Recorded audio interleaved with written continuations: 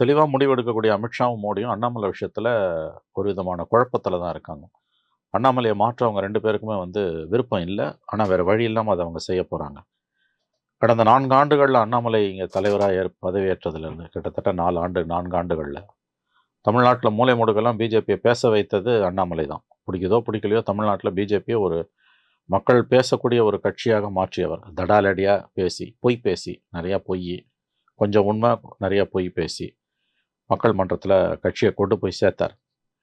அவர் 4 மாசம் மக்களவைத் தேர்தல் முடிவுகளுக்கு பிறகு ஆக்ஸ்போர்ட்ல படிக்க போயிருந்தப்ப நீங்க பார்த்தீங்கன்னா, இங்க பிஜேபின்னு ஒரு கட்சி இருக்கான்னே தெரியல. இத்தனைக்கும் அப்ப எச். ராஜா, தமிழிசை ஒரு கமிட்டியெல்லாம் கூட போட்டாங்க.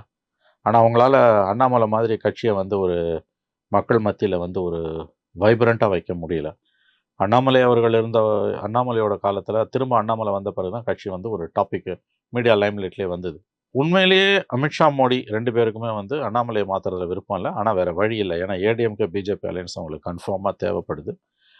கன்ஃபார்மா அவங்க தேவைப்படுதுன்னா, இவர வச்சுக்கிட்டு அலையன்ஸ்ல இருக்க முடியாது. ஏன்னா அவருக்கு ஏடிஎம்கே அலையன்ஸ் புடிக்காது. என்னதான் அவர் கட்டுப்படுவேன் தலைமைக்குன்னு சொன்னாலும், கண்டிப்பா அவர் ஏடாகூடமா ஏதாவது பேசி அலையன்ஸ கெடுத்துருவாரு. அதனால அவங்க கண்டிப்பா மாத்திருவாங்க.